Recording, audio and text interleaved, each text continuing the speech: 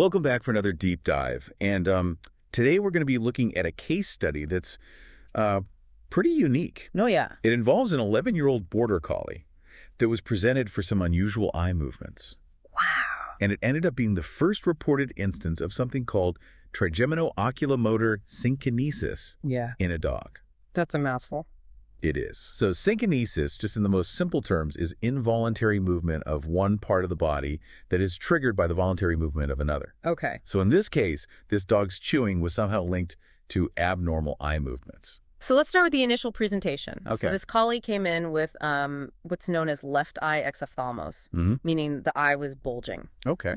The vets also noted mydriasis, meaning a dilated pupil, along with the reduced pupillary light reflex. The eye was also misaligned. Okay. That's called ventrolateral strabismus, and lacked the typical rapid eye movements that we call physiological nystagmus. So these signs were pretty concerning, especially the lack of physiological nystagmus, which is usually a very robust reflex. Right. So right away, the vet suspected that something was wrong with the oculomotor nerve. Okay.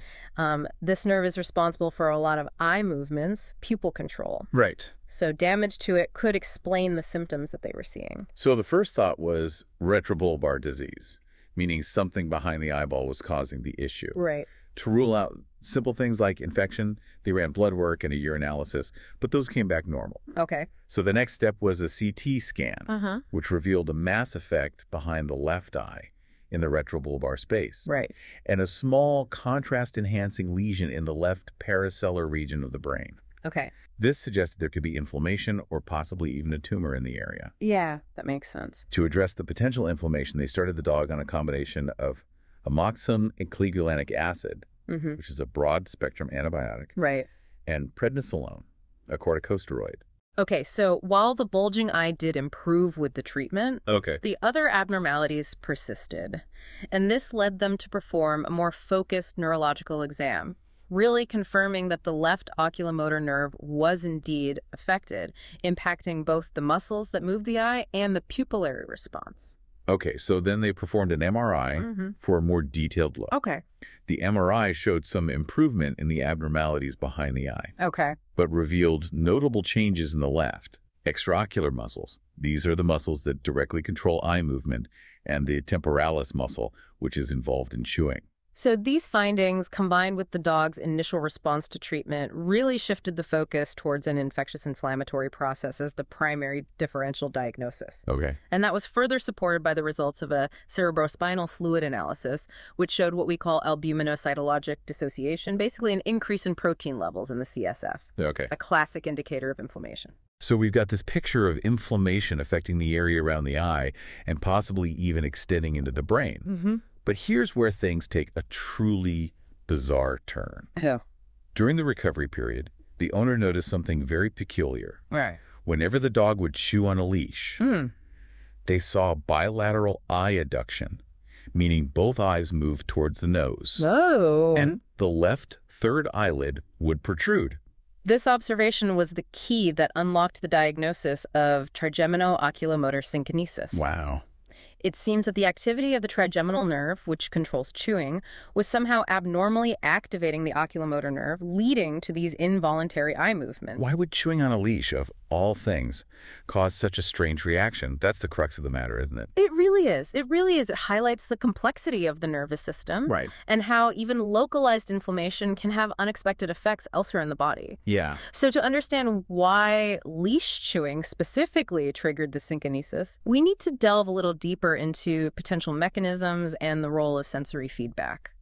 So what are some of the leading theories about how synkinesis actually develops? You mentioned the inflammation potentially causing a kind of cross-wiring between the nerves. Exactly. One possibility is that the inflammation in that paracellular region, where both the trigeminal and the oculomotor nerves pass, Right. causes damage to the nerve axons, which are the long fibers that transmit signals. Okay. And this damage could have led to aberrant sprouting of new connections, Okay. essentially creating a pathway where the trigeminal nerve starts sending signals to the oculomotor nerve. Oh, so instead of the chewing signal staying neatly within the trigeminal nerve pathway, it's sort of spilling over into the oculomotor nerves? Precisely. Causing those involuntary eye movements. Yeah. And another intriguing theory is the unmasking of a primitive pathway. Okay. Like a pre-existing connection between the trigeminal and oculomotor nerves that's usually suppressed. Inflammation or injury could disrupt that suppression and suddenly reveal these hidden pathways. So it's like these connections have always been there, but something about the inflammation flipped a switch. That's a good way to put it. Okay. There's also research suggesting that proprioceptors in the pterygoid muscle, one of the chewing muscles affected in this case, might be sending unusual impulses to the midbrain, particularly to the area that controls eye movements. So we've got these different theories about how the wiring might have gotten messed up, but that still doesn't fully explain why leash chewing, but not regular eating, caused the synkinesis. Right. That's the burning question, right? Right. Well, the researchers propose that the leash's firmness, combined with that deep chewing it requires, could generate a much stronger proprioceptive signal from those inflamed muscles compared to, let's say, softer food. Right. This stronger signal might have been enough to trigger that abnormal connection and cause the eye movement. So it's not just about chewing, it's about the intensity and the specific type of chewing involved. Exactly. The intensity of that signal, combined with the existing inflammation and potential nerve damage, seems to have been the perfect storm for triggering the synkinesis.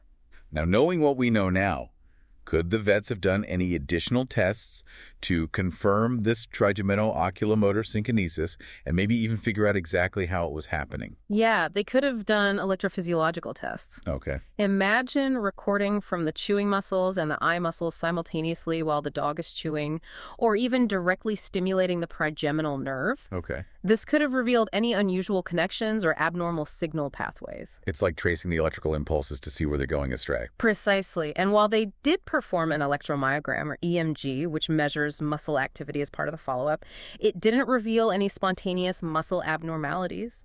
However, a more targeted electrophysiological evaluation could have provided more definitive answers. So while we can confidently say it's trigemino-oculomotor synkinesis, the exact mechanisms remain somewhat of a mystery. A fascinating mystery. Yeah. It highlights how much we still have to learn about the intricacies of the nervous system.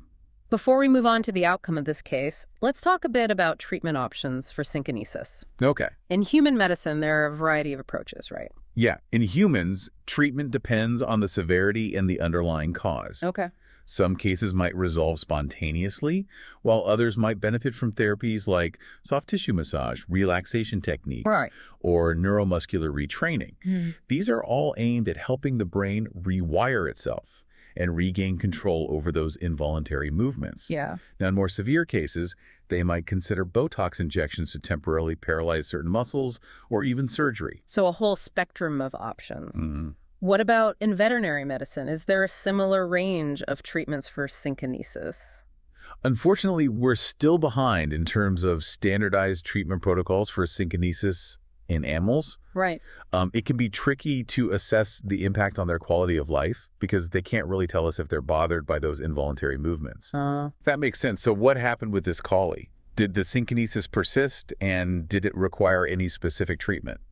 So the good news is that with continued antibiotic treatment, the dog's neuro-ophthalmic abnormalities almost completely resolved after 7 months. That's fantastic. And the MRI findings also significantly improved. So the inflammation subsided and the eye recovered. Yes. What about those strange eye movements while chewing on the leash?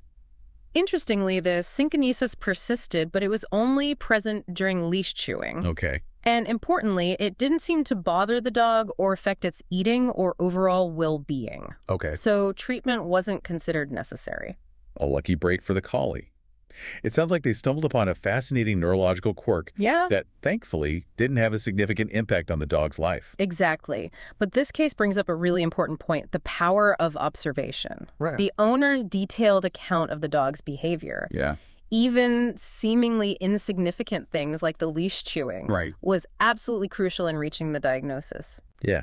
It's a reminder that we should always pay attention to those subtle changes in our pet's behavior, no matter how strange they might seem. Yeah. They could be clues to something more significant. Absolutely. This case also beautifully illustrates the interconnectedness of the nervous system. Right. Who would have thought that inflammation around the eye could lead to abnormal eye movements triggered by chewing? Exactly. It's a reminder that even seemingly isolated issues can have far-reaching effects. This case really is a testament to the complexity of neurology. Yes. Both in animals and humans. And it also highlights how much we still have to learn. Absolutely. This was the first documented instance of presumed trigemino-oculomotor synkinesis in a dog. Wow. Making it a truly groundbreaking observation. Yeah. And it really raises awareness of this phenomenon as a potential complication of retrobulbar inflammation. Right. Which can help veterinarians consider it in future cases. So from bizarre eye movements to complex neurological pathways, this case has certainly given us a lot to think about. Any final thoughts for our listeners? I think it's a wonderful example of the power of careful observation, thorough investigation, and a really collaborative approach between veterinarians and pet owners. Absolutely. It's a reminder that even in the face of unusual and complex neurological challenges, there's always hope for a positive outcome. From Vet Neuro Jar, keep those minds inspired, hearts light, and tails wagging.